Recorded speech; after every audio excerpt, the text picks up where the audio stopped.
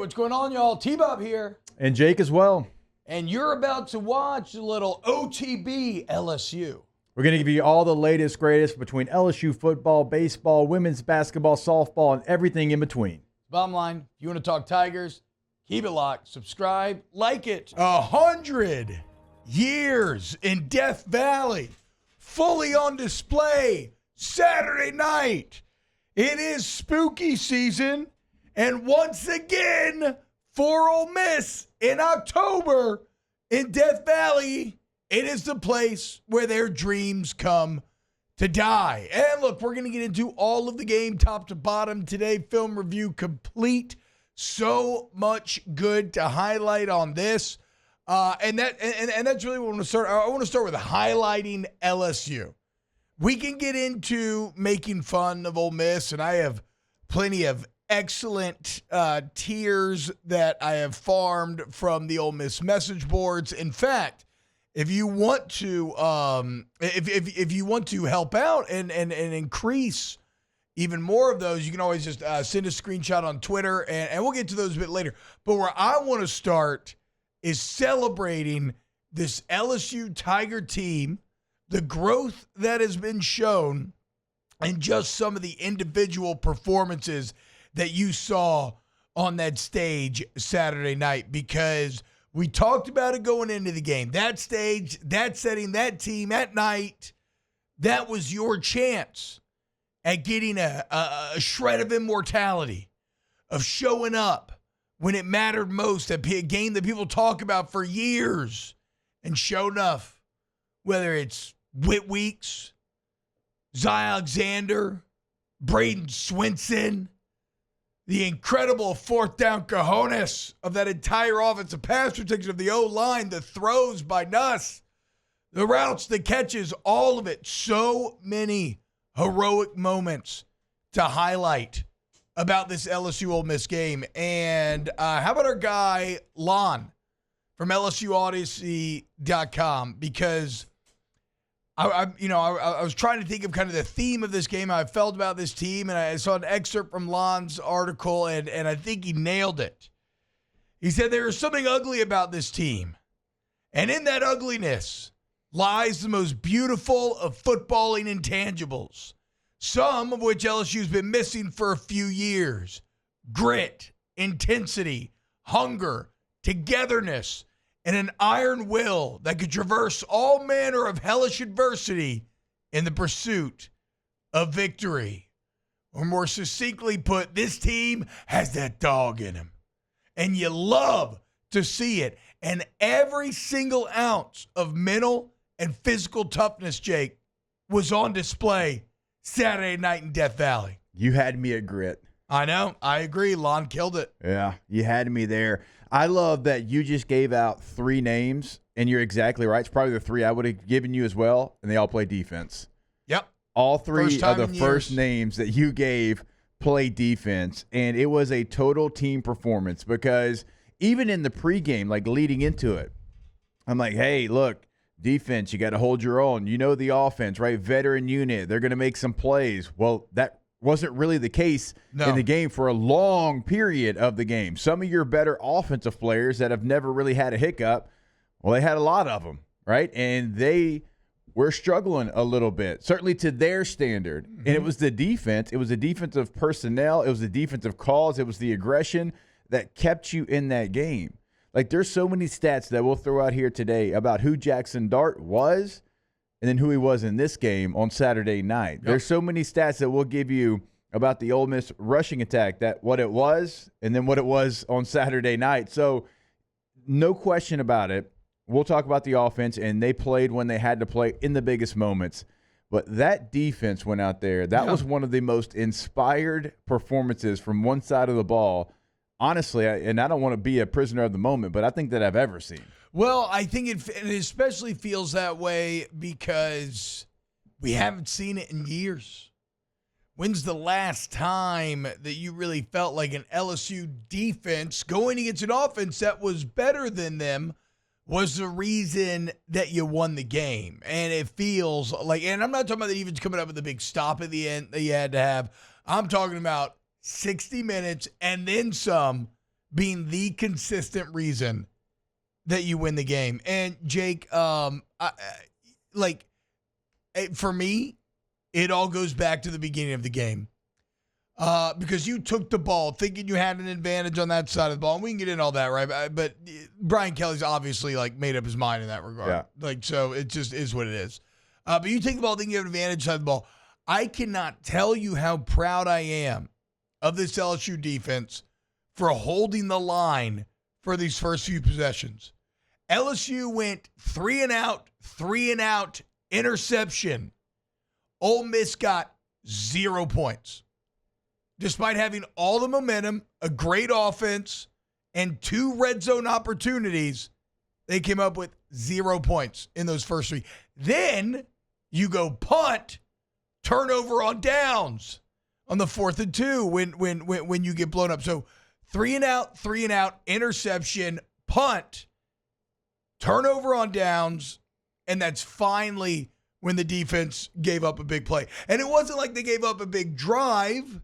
It was a 4th and 1 run where looked like he had him stood up in the backfield. Everybody kind of sucks in, and then he sneaks out a hole on the other side. Featured maybe one of 2 missed tackles on the entire night. I mean, the tackling was incredible in this game. So, I mean, here you are, 8:48 left, I think, in the second quarter at this point. Your offense hasn't even sniffed a scoring opportunity. And yet you've held the line. You've kept it close enough. It's still only 10-0. And then you've held it long enough, the offense starts to come through. And that is one thing, Jake, to flip it to the offense that is almost eerily, it's almost eerie in its consistency. Garrett Nussmeier in his career at LSU, when LSU has to have a score, whether it's a couple of those Wisconsin drives after you fall into a big early deficit, 17-0 at South Carolina, right? You have to get one at that point. 10-0 in this game, you have to get one at that point, and then every subsequent drive, right?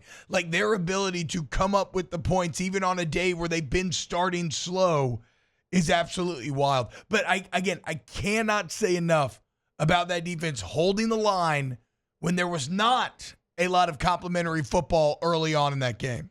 No, sudden change, too. Sudden change is always so difficult for any defense, but certainly when you're going against an Ole Miss offense that has the weapons that they have.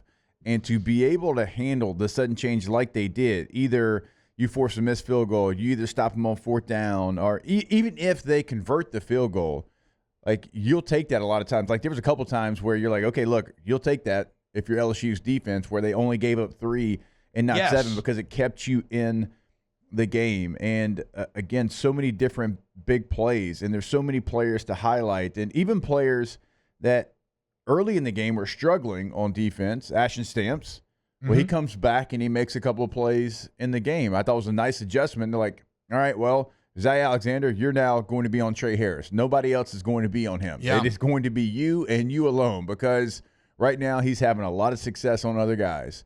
And they made that adjustment. And Zay Alexander's the guy that just took his knee brace off from ACL surgery on Tuesday. So crazy. Can you imagine trying to play corner, by the way, with a knee brace on? No, I can't imagine. I mean, I can't imagine. He seems better than he ever has. He seems better than pre-ACL. And he was pretty good. That's what I'm saying. And I don't understand that. I would have never fathomed that a cornerback could suffer an ACL like he did and then come back and look stronger. Partially, I mean, that's mainly due to him and hard work and dedication. But also, again, like everything with this defense, it is impossible not to think about the coaching staff. I mean, you want to talk about validation of the $10 million that you spent buying out contracts, signing new contracts, to bring in all the names of the offseason, to admit that you were wrong to let guys like Blake Baker and Corey Raymond leave originally and bring them back. The technique that this defense plays with, top to bottom, the scheme, the discipline, the assignment discipline, the tackling, everything is just better, top to bottom. Again, this is in all likelihood a less talented defense than last year, and they are miles better. And that is a validation and a credit to the staff as well as these players who, again, just continue to work their ass off. And it's everybody, Jake. Yeah.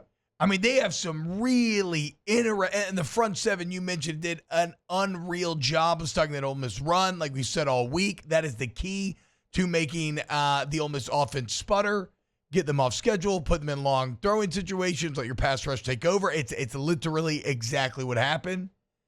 And the only way that you can do that is if that front seven plays great. And, I mean, Paris Shand and Gio Paez leading the way on the interior this week. But then at other times, you had Gabe